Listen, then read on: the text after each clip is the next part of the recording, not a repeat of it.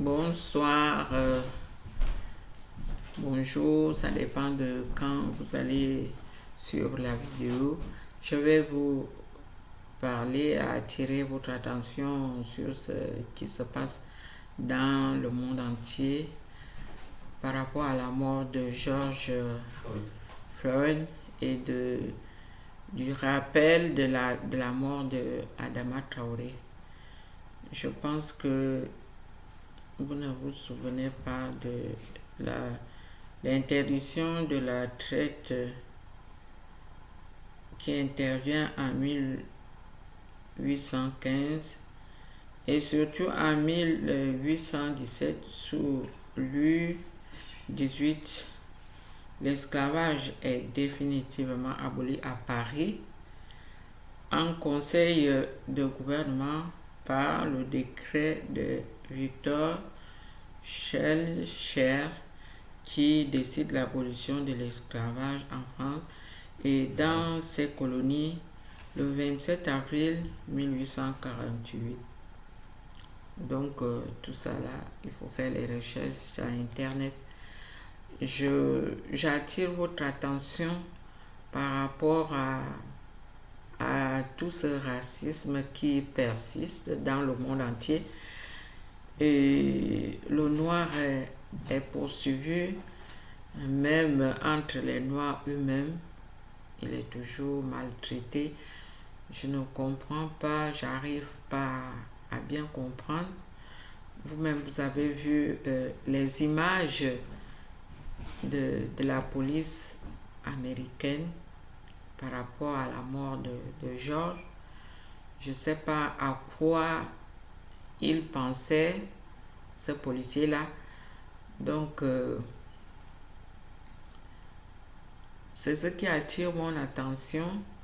La police, je pense que la police, l'État, quel que soit le pays, l'État prend la police, les militaires, pour comment dire ça, pour sauvegarder les biens de l'État, c'est-à-dire les hommes, les gens et le matériel de l'État. Mais ce que moi je vois, c'est maintenant que la police ne garde plus les gens. Ils sont contre les gens, ils sont contre les Noirs, ils les tuent au lieu de les protéger. Ils sont en train de les massacrer. C'est vraiment aberrant. Je ne peux pas parler que c'est la même chose. C'est peut-être pareil en France, mais ce n'est pas accentué comme aux États-Unis. La police américaine est formée pour tuer les Noirs. Je ne sais pas là où ils ont appris ça. Et pourtant, il y a des vidéos que je montrerai prochainement que dans l'armée américaine, il y a un officier qui parlait vraiment de ce fléau de racisme entre les Noirs et les Blancs. Donc, moi, je pense que nous tous, on vient de passer un confinement. Confinement, vous savez, lisez Internet, lisez la Bible. Le confinement vient des temps anciens. Nous tous, nous sommes de la même provenance. Nous revenons de Noé.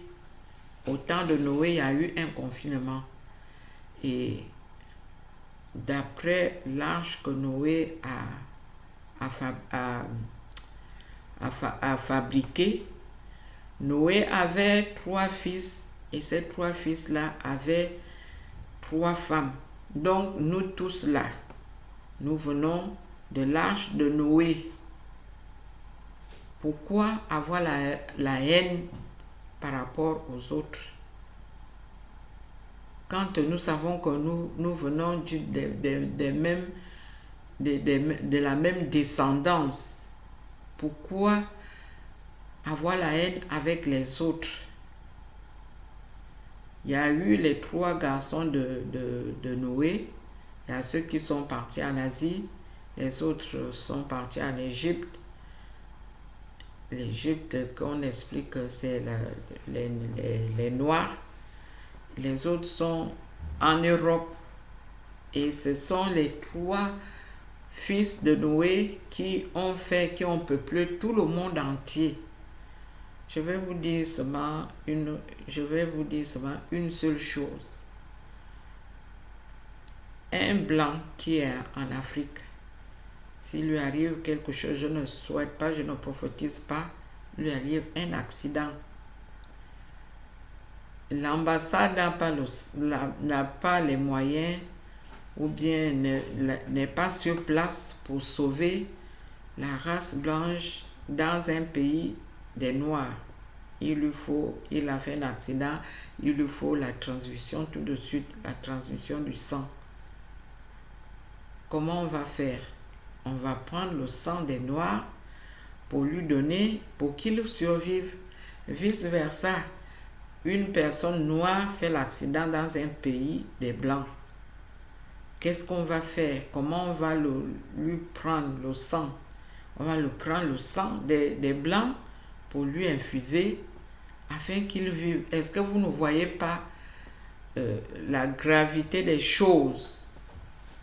Il faut prendre les choses à la racine. Je pense que c'est inutile de continuer à s'entretuer pour des vaines choses. Mieux vaut que on recommence à cohabiter ensemble. La même chose se passe en Afrique du Sud, entre les Noirs africains et les Blancs africains, c'est pareil. Moi-même, j'ai vécu ça. Je suis allée en Afrique du Sud au moment où ils avaient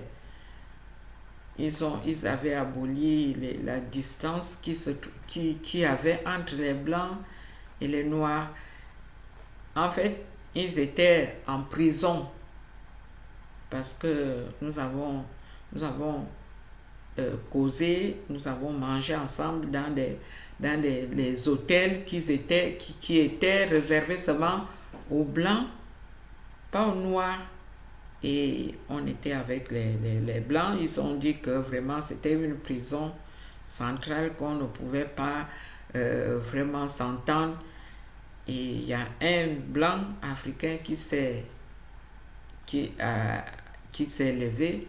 Il a commencé à chanter, à faire des chansons pour pouvoir attirer, pour pouvoir susciter l'amour dans le cœur de tout un chacun, que ce soit un Blanc ou un Noir. Nelson Mandela a fait 25 ans dans la prison à cause de ça. Jusqu'à aujourd'hui, je pense que ça continue. Mais aujourd'hui, vous-même, vous voyez ce fléau. C'est George qu'on a tué. George qui a été assassiné par un policier. Et c'est maintenant le monde entier. Est-ce que George, dans sa tombe, il se trouve, il a suscité que tout le monde se lève comme un seul homme. Même les Asiatiques se sont soulevés à la mort atroce de George. De la même façon, en France, les gens se sont rappelés de la mort de Adama Traoré. Je pense que ça fera pas une leçon, mais ça va attirer l'attention des gens. Je sais pas. Moi, je suis l'épouse d'un Français. Vraiment, c'est écœurant. C'est écœurant de voir toutes ces choses. Souvent, ça passe le racisme, ça passe tout le temps. Moi, je pense que nous devons amener nos cœurs en secret et pouvoir essayer d'arrêter tout cela à notre niveau, au niveau que quelqu'un peut intervenir, même dans sa maison, quelqu'un peut intervenir, il peut se décider, vraiment, c'est pas normal que ça continue. Et c'est comme ça que nous pouvions tous aller dans un même sens, dans l'amour, dans le pardon, dans l'amour, d'oublier le passé. Donc, c'est ce que je voulais attirer votre attention, de ne pas continuer. Moi je suis une blague. Je me dis que à force que vous tenez à maltraiter les Noirs, ça nous donne de l'importance. Bon, nous, vice-versa, mais nous voyons que vous donnez aux Blacks de l'importance. Vous voyez, George, il est mort, il devient un héros international dans le monde entier. Il y a même sa fille que un grand homme américain a pris pour payer toutes ses études jusqu'à quand elle sera autonome. Vous voyez, George est mort, maintenant en héros. Ce qui est marrant, c'est que vous, les gens qui font le racisme noir ou blanc, vous faites le racisme, vous ne vous souvenez pas de votre progéniture. Parce que dans mon pays, les gens, il y a eu l'assassinat, mais comme j'étais dans l'enseignement, il y a la personne qu'on a assassinée, ces enfants qui étaient au CM2, ils ont dit qu'ils vont venger leur père. Vous ne couvrez pas votre femme, vous ne couvrez pas vos enfants, mais vous les livrez. Vous les livrez vraiment parce qu'ils ne sont pas sous protection. Qu'est-ce qui va les protéger? Si la fille, les parents de George Floyd se lèvent, ils ont la haine dans le cœur, ils vont grandir avec la haine, ils sauront que c'est telle famille qui avait éliminé, qui avait tué leur père sur le trottoir. Qu'est-ce qui va arriver? Il y aura toujours la haine qui va continuer. Je pense qu'à ce siècle, nous devons nous lever comme un seul homme pour essayer d'abolir encore, comme il a fait Victor Schœlcher, d'éteindre la haine qui continue dans le monde entier. Je m'arrête là aujourd'hui. Amen.